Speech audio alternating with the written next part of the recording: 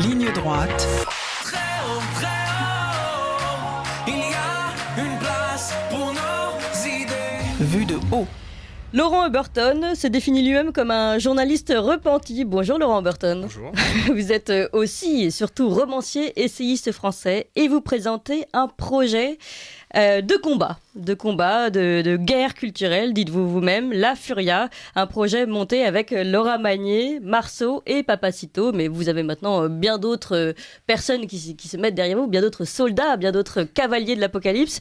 Vous dites vous-même que La Furia, ça vient des cavaliers légendaires de la cavalerie française. Moi, depuis le début, j'ai l'image plutôt des cavaliers de l'Apocalypse, donc je ne sais pas si on va pouvoir se mettre d'accord là-dessus. C'est vrai que j'avais jamais pensé à l'image, mais pourquoi pas? Il y a un petit côté apocalyptique en ce moment, de toute façon. Et oui, la référence à la Furia Francese, c'était les Italiens qui avaient baptisé comme ça l'ardeur devenue légendaire de notre cavalerie. Et on a repris ça pour tous les faits de guerre français depuis. Et on s'est dit que voilà, un nom un petit peu conquérant sonnait assez bien. Et quand on voit un petit peu les participants, on se dit qu'effectivement, il y a de quoi mener une belle charge. Ça, c'est sûr. Alors, pour que tout le monde sache de quoi on parle, moi, je vous propose tout de suite qu'on écoute un petit sonore qui a été fait par nos protagonistes, nos cavaliers de l'Apocalypse, et qui présente La Furia. Je m'appelle Marceau, j'ai 33 ans, je suis dessinateur. Laurent Burton, 37 ans, écrivain, journaliste repenti. Je suis Laura Magnier, éditrice, directrice de publication et rédactrice en chef de La Furia.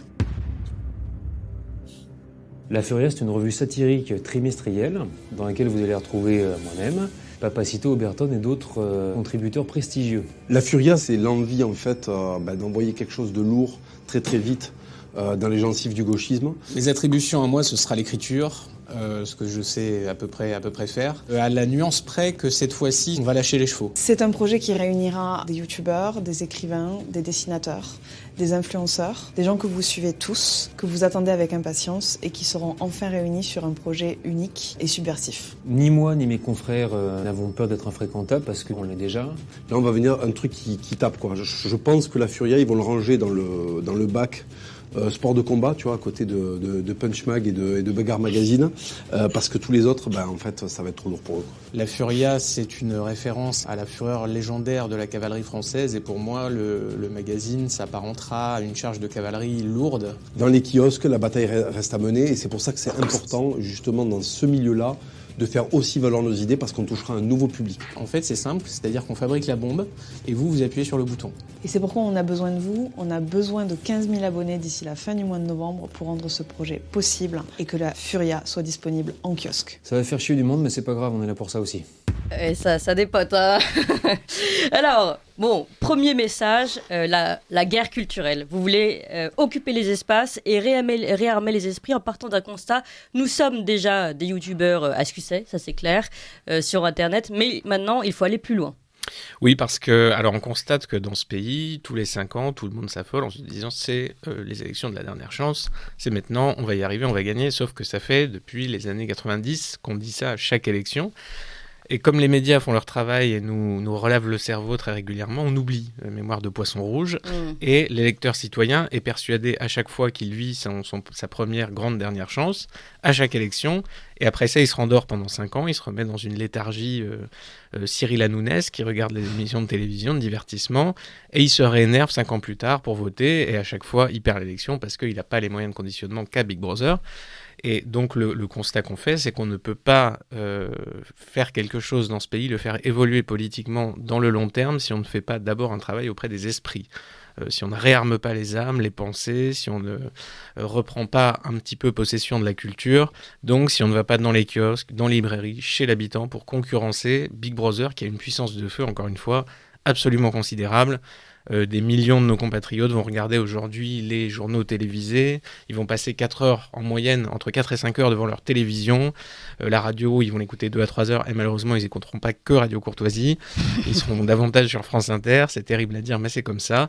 J'y crois pas. Voilà, donc il y aura un processus de rééducation, enfin de conditionnement qui est complètement, qui n'a aucun précédent historique en réalité, et c'est contre ça qu'on doit lutter. Donc la fenêtre de tir, elle est mince, donc on est obligé de se donner à fond, hein. C'est pour ça que la charge de cavalerie va être totalement bestiale, pour reprendre, reconquérir les attentions, ramener les Français à d'autres visions, à des visions alternatives, des visions incorrectes, non alignées, et donc à sortir un petit peu du fantasme du Messie, de l'élection de quelqu'un qui va les sauver. S'ils ne se sauvent pas eux-mêmes, personne ne le fera. C'est un peu le message de la Furia. Oui, bonjour, cher Laurent Berton. Vous vous présentez comme un journaliste repenti. Et moi, je suis un journaliste déconstruit du média de masse. Donc, il y a quelques points de convergence entre nous. J'ai envie de vous poser une question. Vous parlez justement de la matinale de France Inter, pas de sa matinale de France Inter. Finalement, moi, ce que j'ai bien aimé, bon, j'ai bien tout travaillé comme Clémence, le lancement de cette revue, Furia. Finalement, est-ce que la Furia, ça va rappeler dans ce cher pays de France Inter ce qu'est vraiment l'insolence? Et si oui, Laurent Berton, comment définissez-vous l'insolence? Est-elle, elle aussi, une arme idéologique? Ah bah clairement, là, en fait, l'esprit, l'insolence est du côté de celui qui n'a pas le pouvoir en général. Donc, elle a été, de manière assez trompeuse, attribuée exclusivement à la gauche. Il y avait une propriété quasi intellectuelle de l'insolence, de l'esprit, de la satire, et la droite n'avait pas le droit à l'humour. C'était du dérapage, c'était les heures sombres, c'était la 17e chambre correctionnelle, etc., etc. Là, aujourd'hui, justement, il y a une prise de conscience quand même que l'humour de gauche, l'humour aligné, correct, fait penser à Stéphane Guillon et fait un petit peu penser à ce que j'ai vu. C'est d'ailleurs pour ça que je suis très content de vous voir ce matin, parce que j'ai arpenté les rues parisiennes et j'ai vu les citoyens totalement zombifiés et hagards, enfermés dans leur prison humaine, et ça m'a un petit peu fait penser à ça. Je me suis dit, ça ressemble à l'humour de gauche aujourd'hui, c'est-à-dire vraiment complètement dans le formol en fait, qui fonctionne absolument plus, mais qui est toujours subventionné et qui est toujours présent, archi omniprésent dans tous les médias, qui est soutenu par l'État. Voilà, tout l'appareil tente de conserver en fait cette illusion qu'il y a une insolence qui existe, qui est réelle, qui s'oppose au pouvoir, sauf que non, parce qu'elle s'exprime dans des médias qui sont ceux du pouvoir, soutenus par le pouvoir, amis du pouvoir et tout ce qu'on peut imaginer.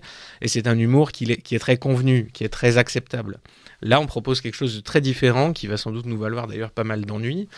C'est pour ça que le capitaine a intérêt de bien tenir ses troupes. Ça va pas être facile du tout. Donc la charge va peut-être être un petit peu désordonnée. Le dérapage n'est pas à exclure. Disons que nous serons sur une ligne de crête assez constante. Moi, j'aimerais revenir, vous parlez des médias subventionnés.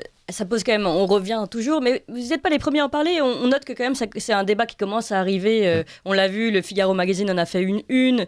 Marine Le Pen l'a évoqué, le problème de la redevance. La redevance, notamment des radios de France, françaises, enfin de France Inter, etc. Donc là, c'est vrai qu'on a un vrai souci de ces radios de service public qui finalement ne servent plus le public. Et donc la redevance, on parle de 139 euros, je crois, par an et par habitant. Donc ça, c'est 4 milliards, quelque chose comme ça. Un quotidien comme l'Humanité, c'est encore plus l'étage au-dessus. L'Humanité touche 4 millions d'euros d'aide publique directe par an. Par rapport à sa production, par rapport à son lectorat, c'est absolument dément, c'est totalement injustifié. L'État donc finance son information. Quand les Russes font ça, on dit que c'est scandaleux. Quand les Hongrois font ça, c'est un déni de démocratie et tout ce qu'on veut. Ici, c'est normal. C'est normal. L'État a la main mise sur l'information et donne ainsi une illusion de pluralité démocratique qui en réalité n'existe pas. C'est pour ça qu'on demande, nous, un effort de guerre à peu près comparable. On dit à nos lecteurs: vous payez de force 139 euros de redevance par an pour vous faire insulter par France Inter et compagnie. Si vous voulez défendre votre liberté, vous êtes attaqué, légitime défense, ripostons, eh bien vous pouvez donner 54 euros, 49 euros avec le code promo Oberton. Et vous aurez un petit moment promo. Et vous aurez un abonnement, un prix très modique pour 4 numéros par an. Et donc c'est comme ça qu'on ne peut faire que ça, mais ça, c'est valable aussi pour Radio Courtoisie et Tout pour à fait, tous les tout à médias fait. alternatifs. Nous rappelons nous aussi tous les jours, et c'est valable aussi pour Putsch Média, qu'il Bien faut, sûr. il faut soutenir les médias indépendants.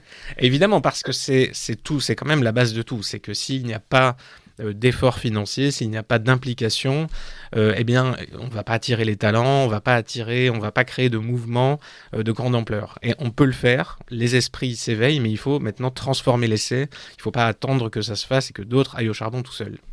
Oui, parce que je ne sais pas si vous avez remarqué, Laurent Oberton, il y a eu le Forum pour la paix de Paris il y a peu de temps, pendant 3 jours. Il y avait Emmanuel Macron, Kamala Harris et le fils Soros, Alexander Soros. Et parmi les 10 projets qui ont été lancés, il y avait celui de soutenir des médias d'utilité publique d'intérêt général. Moi, j'aime bien cette petite formulation. Et je me dis que, à mon avis, la Furia en fera pas partie. Alors j'ai un énorme doute aussi. D'ailleurs, on n'est pas non plus dans la liste des titres qui vont bénéficier des aides exceptionnelles, Covid, etc. Enfin, tous les moyens vont être bons pour continuer à soutenir ceux qui sont dans le giron du bien, dans l'axe du bien. Nous, on n'aura pas tout ça. Il n'y aura pas d'investisseurs miraculeux, il n'y aura pas de Soros. Voilà. Donc, c'est vraiment une adresse directe au lecteur de base. C'est à vous et à vous seul. Soros n'est pas derrière vous. Non, alors peut-être on va recevoir un chèque, on sera surpris, on l'annoncera publiquement si c'est le cas, mais ça m'étonnerait. Oui. Alors, Laurent Berton, on va parler bien entendu de ce nerf de la guerre. On parlait des lecteurs, des dons pour s'abonner. Vous l'avez dit, c'est le cas d'ailleurs de Radio Courtoisie, c'est le cas de Furia, c'est le cas de Putsch et de quelques autres aujourd'hui, bien entendu.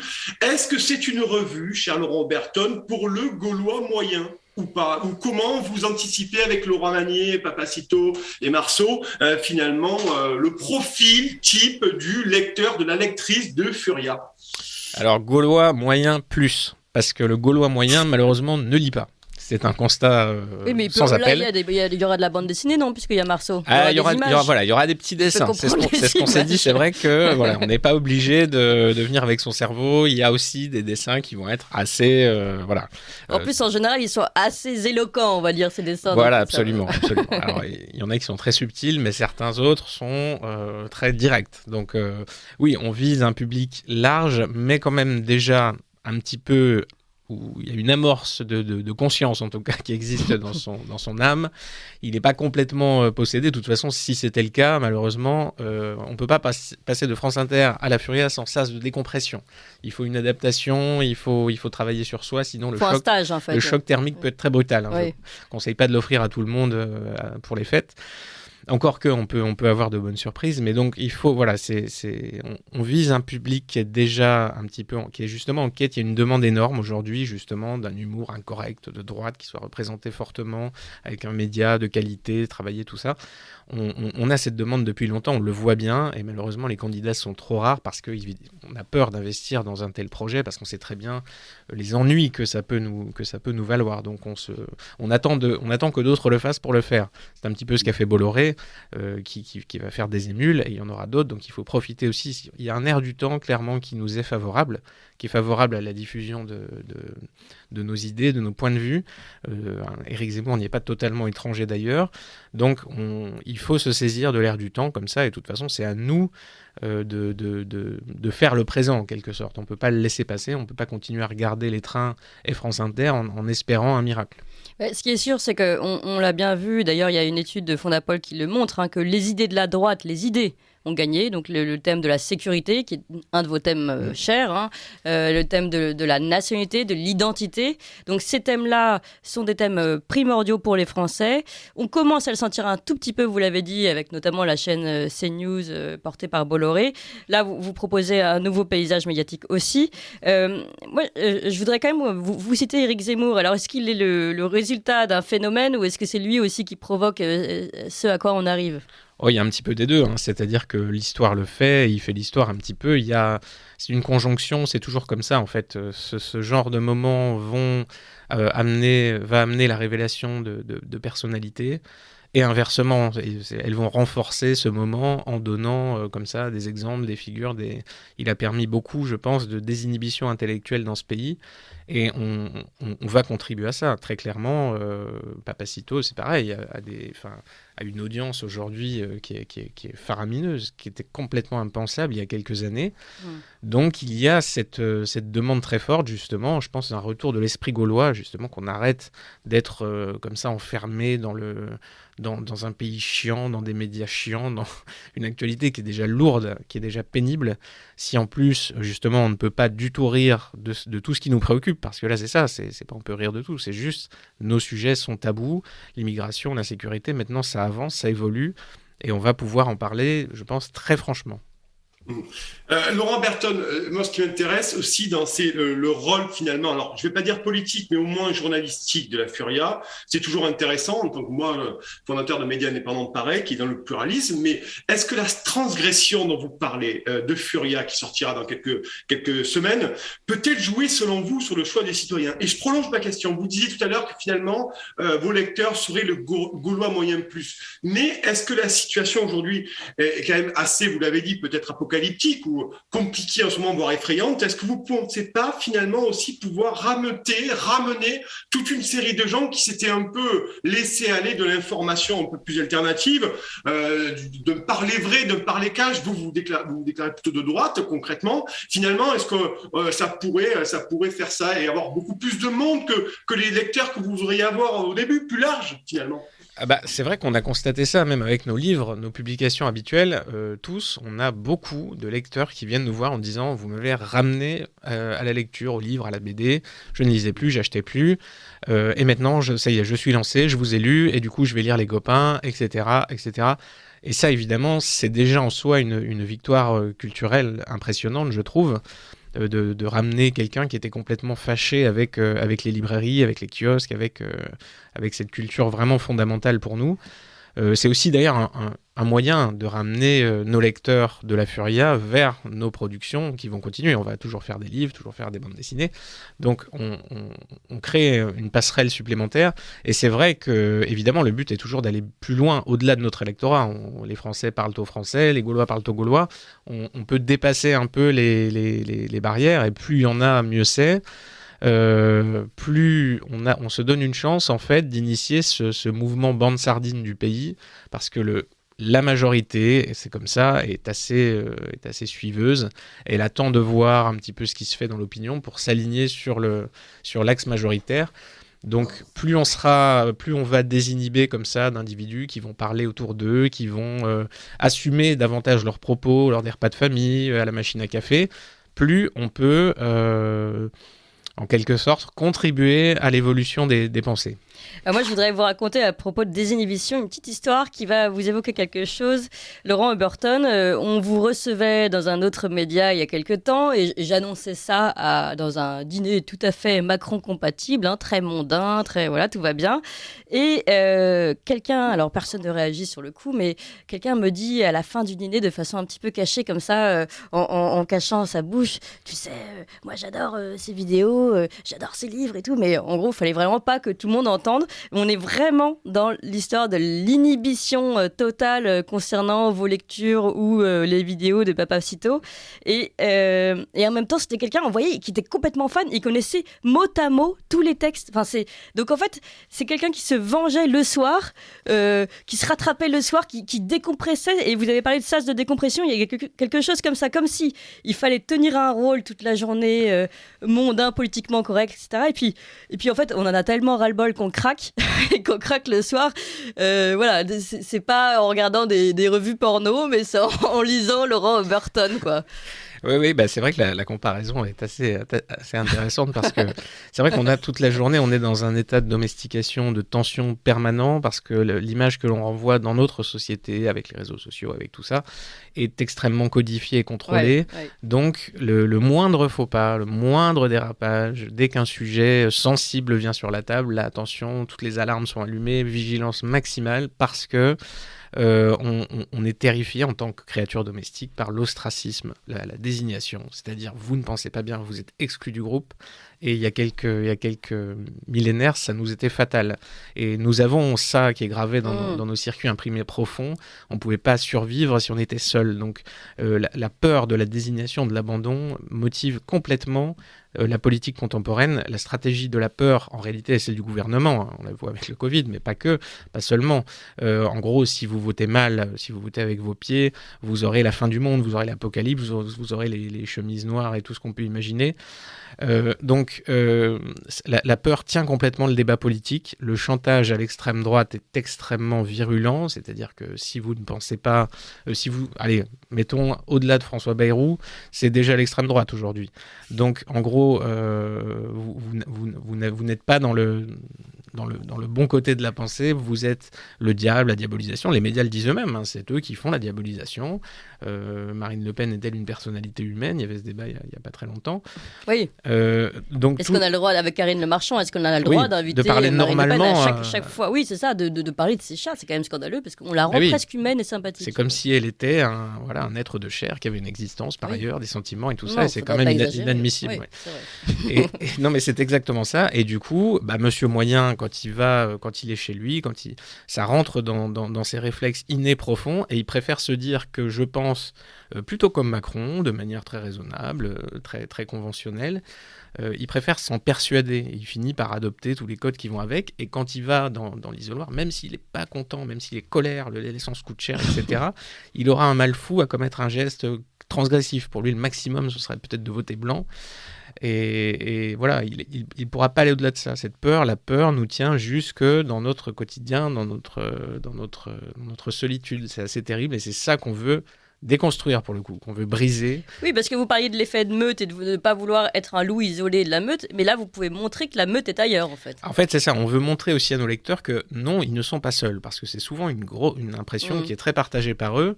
Ils viennent nous voir par centaines en signature et tous nous disent je suis tout seul. Mais non, regardez, on est tous là, c'est juste que les autres ne parlent pas. Et évidemment, quand vous avez n'importe quelle réunion, vous parlez de réunion de famille tout à l'heure, mais c'est exactement la même chose. Un conseil d'entreprise, une discussion sociale. Celui qui osera transgresser, vraiment, soit il est déjà un peu marginalisé, il n'a pas grand-chose à perdre, il n'a pas sa carrière en jeu socialement, il n'y a pas de risque, et donc il est déjà flingué, personne ne l'écoutera. Mais dès qu'on a une carrière, une notoriété, tout ce qu'on peut imaginer, des choses dans lesquelles on a investi, on a à perdre, et donc on ne peut pas se permettre de prendre de tels risques sociaux. Donc on a tendance à se ranger à l'opinion qu'on estime être dominante. Mais des fois, c'est très amusant de constater que sur 10 personnes, il n'y en a peut-être qu'une seule qui va avoir un discours très transgressif et tous les autres vont aboyer dessus. Mais en réalité, peut-être que 7 à 8 personnes pensent la même chose, mais n'oseront jamais le dire.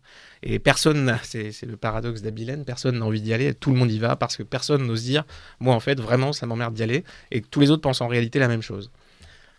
Laurent Berton, j'aimerais vous poser la question sur cette minorité. Je vous sais quelque peu un peu dépité avec Monsieur Moyen. Je vous ai reçu plusieurs fois là-dessus. Mais quand même, est-ce qu'on peut pas partager ensemble finalement que quand même une partie des Français, alors je ne sais pas si c'est une petite minorité ou une grosse minorité, finalement, regardez. Depuis les Gilets jaunes, vous avez eu la réforme des retraites. Vous avez maintenant cette histoire de passe sanitaire. Vous avez des gens qui sont aujourd'hui non vaccinés. Il y a quand même une partie de la population, Laurent Berton, qui est en train de se dresser, qui vote de plus en plus avec ses pieds, notamment. Me semble-t-il que ça prend de l'ampleur depuis 4-5 ans, d'ailleurs, au grand désespoir du pouvoir en place, qui ne cesse à un moment donné de taper sur les uns et sur les autres avec des amendes, de la coercition, des mesures liberticides, très clairement.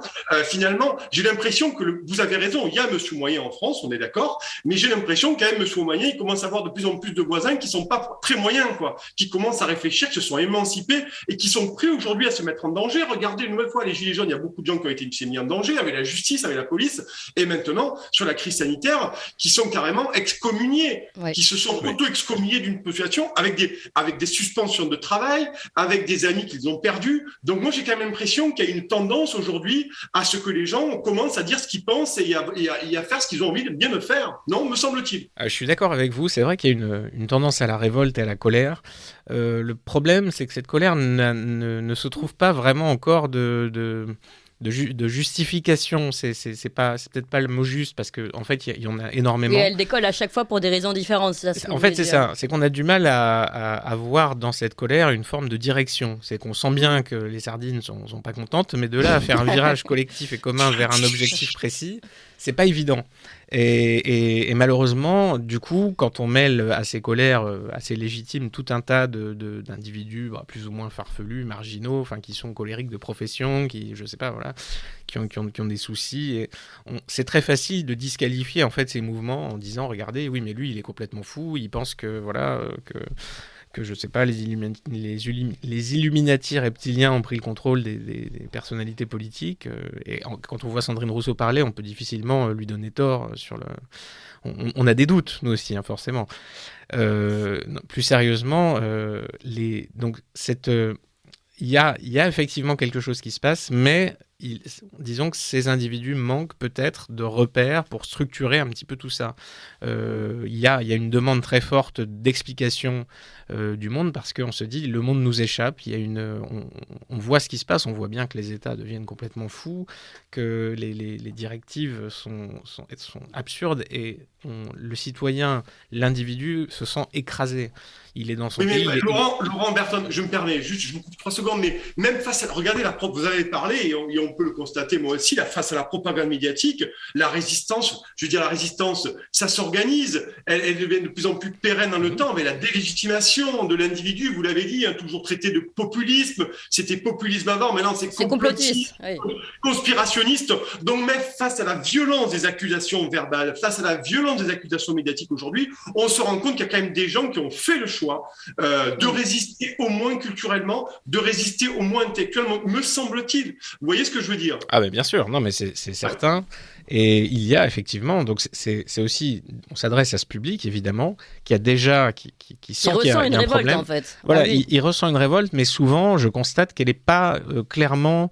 Par exemple, si on parle des Gilets jaunes, au début du mouvement des Gilets jaunes, c'était clair, c'était non aux taxes, trop d'État, c'est pas possible, on étouffe. Et on a vu l'évolution du mouvement qui est devenu petit à petit, en fait, il faut plus de taxes, plus d'aides, plus de machin, et finalement on repartait exactement dans le même système qui allait faire augmenter toutes les taxes et l'État partout, etc. Donc on sent qu'il y a une révolte, voilà, mais il y a une révolte, pas de repère politique. C'est ça, exactement. Et on veut contribuer à donner des pistes. Alors, je ne dis pas qu'on a la vérité absolue. En plus, on n'a pas du tout une ligne politique directrice. C'est chacun un petit peu pour soi. Mais peut-être que dans le lot, on va avoir des éléments de réflexion intéressants qui peuvent participer justement à structurer un petit peu tout ce bordel. Parce que les Gaulois, effectivement, ils ont cette particularité d'être très résistants et très forts et tout ça. Mais pour ce qui est de l'organisation et de l'alliance et de la stratégie militaire, ça laisse souvent à désirer. Donc la Furia a quand même une petite volonté politique. Là, on y est derrière. Après, on a, nous, chacun, nos objectifs personnels. Donc tout le monde n'est pas d'accord sur le probable futur candidat, non. Alors là, je pense pas du tout. Justement, on est à peu près d'accord pour ne pas être d'accord sur le fait d'avoir une ligne politique, de soutenir tel ou tel. Ça, je pense que Papacito, Marceau, moi-même avons toujours eu pas mal de distance avec le jeu politique. On peut aimer certains, pas de problème. Zemmour, je le disais, désinhibe beaucoup la population. Évidemment, le discours qui tient, je vais pas dire que c'est celui de Sandrine Rousseau, pas du tout. On a chacun notre façon de voir, mais je pense pas du tout qu'on gagnerait à se ranger à être justement un média de parti ou quelque chose comme ça, parce que là on perd toute forme de crédibilité. L'indépendance est sacrée, et moi à titre personnel, j'ai une grande distance vis-à-vis du jeu politique.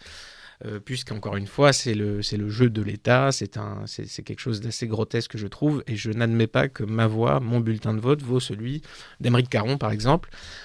Cette égalité me déplaît, et j'estime que je ne peux pas être mon choix souverain d'individu, ma liberté ne peut pas être réduite à ce bulletin de vote qui est ridicule et qui ne me préserve d'absolument rien. Parce que si la majorité conditionnée décide, je sais pas, de me réduire à néant, eh bien, démocratiquement, il le peut. Et je n'admets pas du tout ce système-là.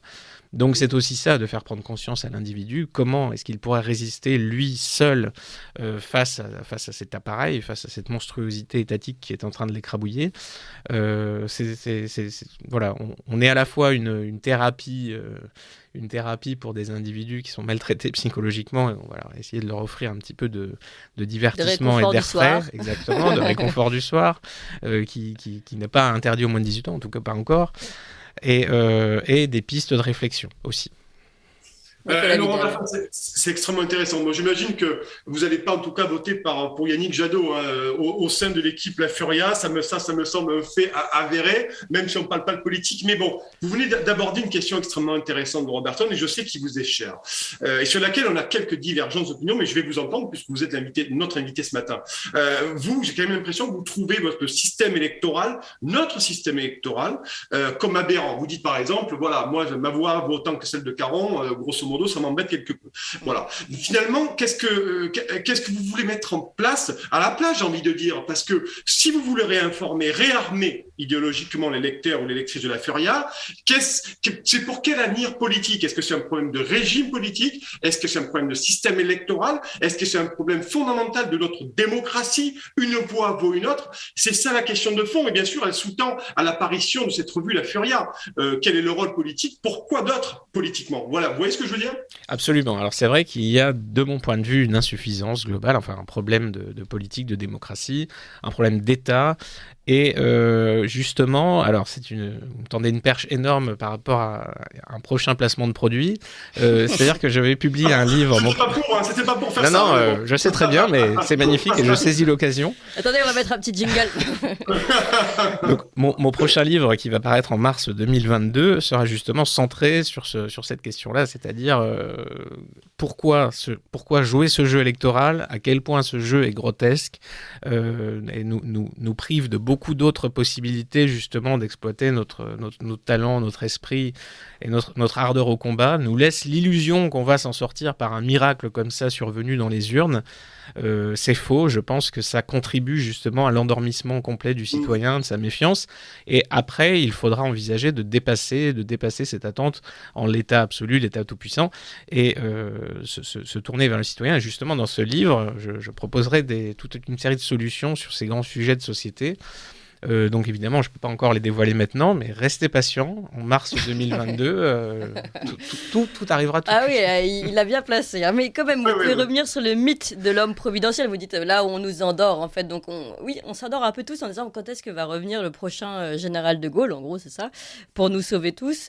Donc ça, il ne faut pas y croire, on abandonne. Mais, j'en parlais hier soir avec Claude Cholet de l'Observatoire du journalisme, qui me disait, vous savez, moi, l'homme providentiel, on m'a dit, en 1995, c'est la dernière chance, c'est maintenant, c'est la dernière élection, après c'est foutu. 2002, c'est la dernière chance, après c'est foutu. 2007, 2012, 2017, ça commence à faire pas mal de dernières chances. Là, on entend exactement le même discours, et il ne faut pas se leurrer, le système se défend bien, il a des moyens absolument considérables, donc... Et si par malheur pour lui, je sais pas, les boomers pétaient les plombs, déchiraient leurs vêtements et votaient Éric Zemmour. Éric Zemmour est élu président de la République, vous pouvez être certain qu'il va avoir contre lui des forces absolument terribles. Évidemment, il y aura un effet d'entraînement autour de sa personne, mais il aura des forces de résistance assez terribles et il est possible, au niveau probable, des institutions européennes, les institutions internationales dont on a parlé. C'est inimaginable, et même dans la population, les médias sauront suggérer à quel point il est diabolique et tout est sa faute, etc. Et on aura peut-être un effet comparable à celui de Salvini, à celui de Trump. C'est des gens qui ont été au pouvoir, qui ont exercé des fonctions très importantes, et ils ont eu une telle opposition de propagande, d'administration, machin, que ça s'est complètement retourné, et au terme de leur mandat, finalement, la politique menée a été 10 fois pire, à l'inverse de ce qu'ils préconisaient. Là, Trump, mais maintenant, vous avez Biden, qui fait totalement l'inverse de ce que Trump a fait. Salvini, c'est exactement la même chose.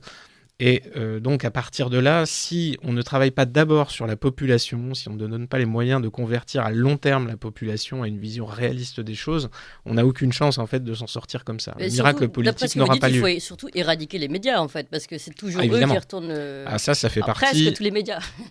Non, mais c'est pas, il n'est pas du tout question d'interdire quoi que ce soit à qui que ce soit de s'exprimer. Au contraire, justement, il est question d'arrêter de créer des privilèges illégitimes d'État.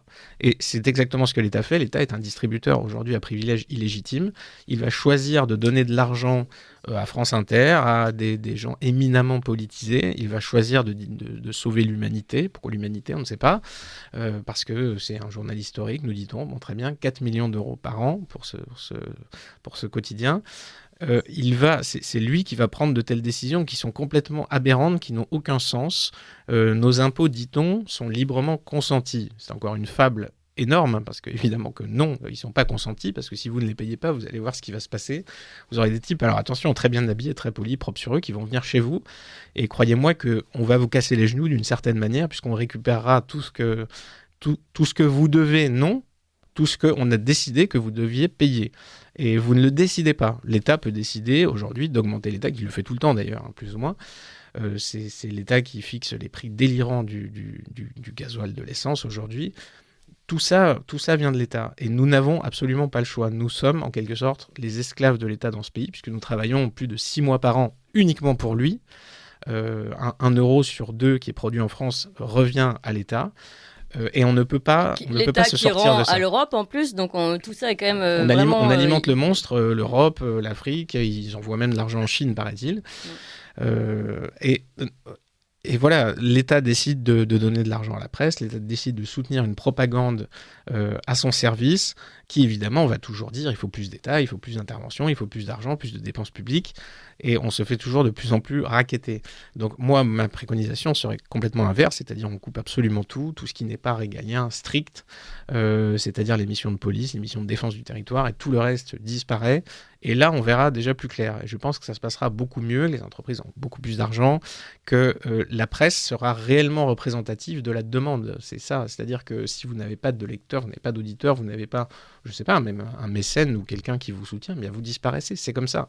L'État, on n'a pas à payer, c'est quand même fou d'être obligé dans ce pays de payer de l'information communiste qu'on ne veut pas lire, mais on est obligé de la payer. Même la Pravda... Payer pour des médias qui traitent les Français de cons. Très clairement, et sans aucun droit je sais pas, de dire non, attendez, on peut pas nous dire ça, on peut pas. Donc c'est comme ça, c'est France Inter. Oui, voilà, les gars de France Inter font des bras d'honneur à longueur de journée. Ils sont très contents de cette situation, forcément. Mais donc ça, c'est absolument plus possible. Et on parle des médias, mais la culture subventionnée en France fait aussi des ravages. Tout ça est contrôlé par les mêmes individus. On a des fictions complètement délirantes produites par le service public. Ouais. Tout ça participe du matraquage, du conditionnement. Exactement. Donc c'est vraiment, il faut briser ça et il faut qu'on se donne les moyens de le faire. Nicolas Vidal, je vous propose qu'on écoute ensemble, et vous allez réagir derrière, un petit extrait d'Éric Zemmour qui rhabille pour les Verts les journalistes. J'attaque les médias, oui, parce que les médias véhiculent le discours dominant, et véhiculent le discours dominant qui endoctrine les Français. Vous êtes journaliste vous-même, vous êtes dans les médias. Mais je vous ai déjà répondu. J'ai vu justement les méthodes de la gauche. J'ai vu les méthodes des médias de gauche. J'ai vu leur manière d'endoctriner les Français. Donc je les ai observés de près parce que justement j'étais journaliste. Vous voulez dire que selon vous, on n'a pas d'objectivité les médias en général? Non mais vous plaisantez là. C'est un oxymore. Vous voyez, l'objectivité et les médias, c'est un oxymore. Vous êtes des agents de propagande. Il faut que vous le mettiez dans le crâne parce que vous vous en rendez même pas compte. Mais les Français s'en rendent très bien compte, ne vous inquiétez pas. C'est Nicolas Vidal qui avait repéré ce sonore. Alors certes, on l'entend pas très bien, parce qu'il y a foule autour d'Éric Zemmour, comme tout le temps en ce moment, on peut le constater. Nicolas Vidal, qu'est-ce que vous vouliez poser comme question à Laurent Burton à ce sujet ? Non, mais c'est un sonore intéressant, pas parce qu'il y a Zemmour, parce que c'est un constat qu'on fait depuis un certain nombre d'années, effectivement, sur plusieurs sujets. Là, c'est la campagne d'Éric Zemmour, ou du moins la pré-campagne d'Éric Zemmour, bien sûr, de divers sujets.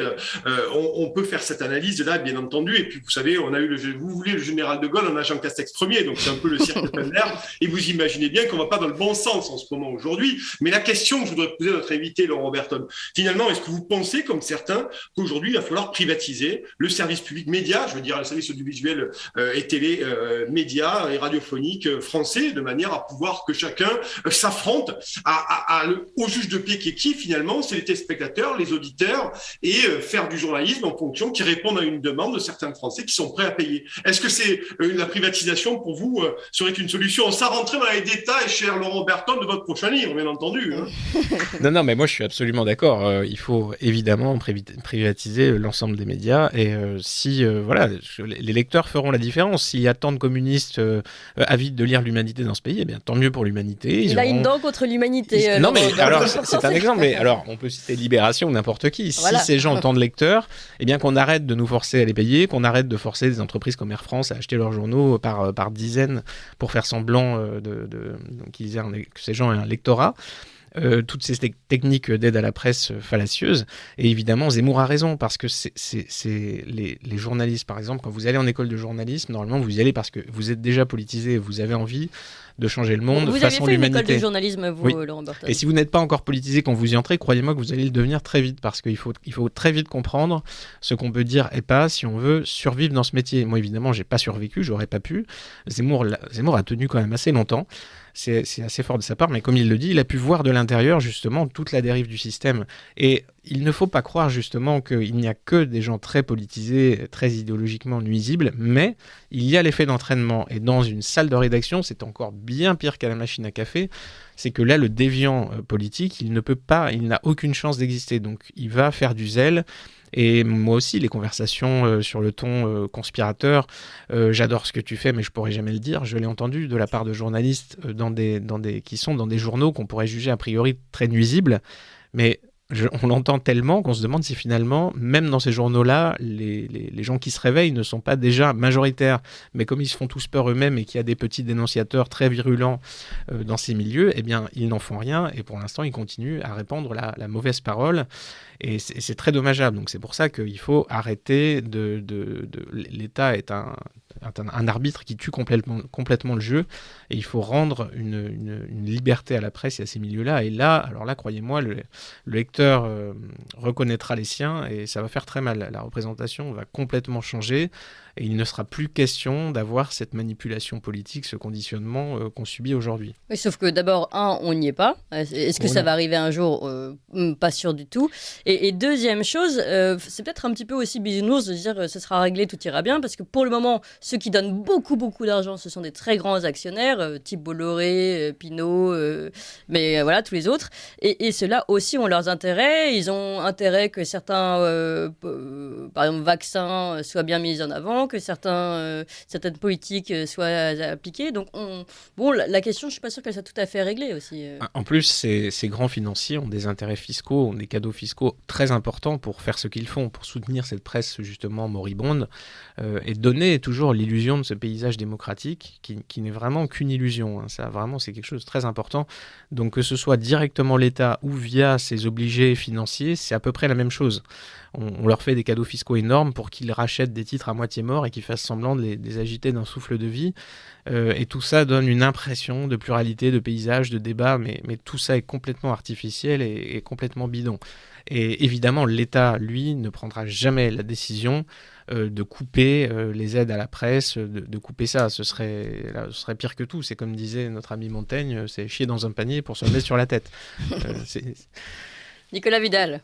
Oui, alors on va continuer à parler de ça, bien entendu. Donc le seul modèle économique, si je comprends bien, Laurent, pour Furia, c'est les abonnés. On est d'accord. C'est le seul modèle économique aujourd'hui qui a été mis en place pour répondre à finalement cette envie des lecteurs de pouvoir avoir, j'ai envie de dire finalement, une revue trimestrielle assez dense. Hein. Voilà, c'est votre seul modèle économique aujourd'hui.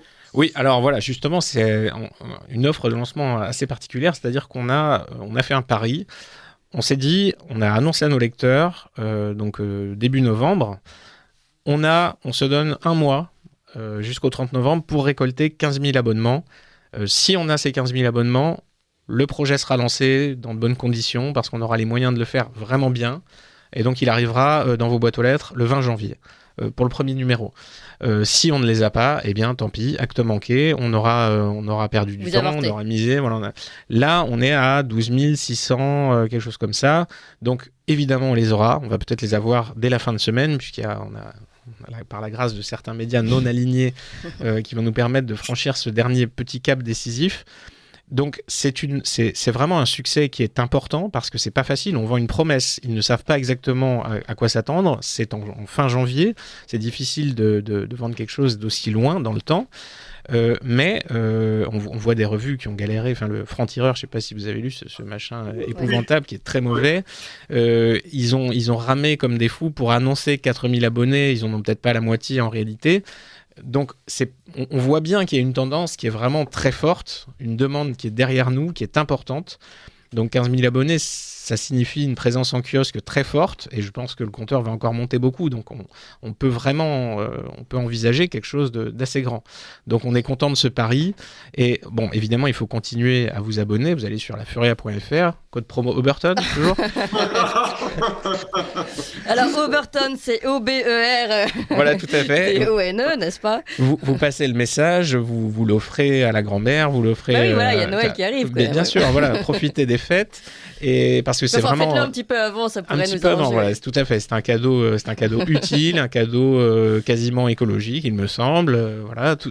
Pour certains, l'abonnement va être râpeux pour ceux qui sont pas de votre bord, Laurent Berton. Si jamais on offre votre abonnement La Furia pour des gens plus à gauche. Mais ça peut mettre un petit peu d'ambiance au fête de Noël. Oui, c'est vrai. Si on offre à... On sait pas de quoi parler à Noël. Si on a une petite justicière sociale qui est un petit peu sur les dents, paf, vous lui mettez une petite Furia au pied du sapin et je pense que ça fera débat en tout cas. Ça peut mais vous avez quand même, vraiment, il nous reste très très peu de temps, 1 minute, mais vous avez dans les gens qui vous rejoignent, j'ai regardé un peu les profils aussi très différents, donc on n'est pas du tout dans il faut absolument être un affreux réac, en gros, comme le dit Nicolas Vidal.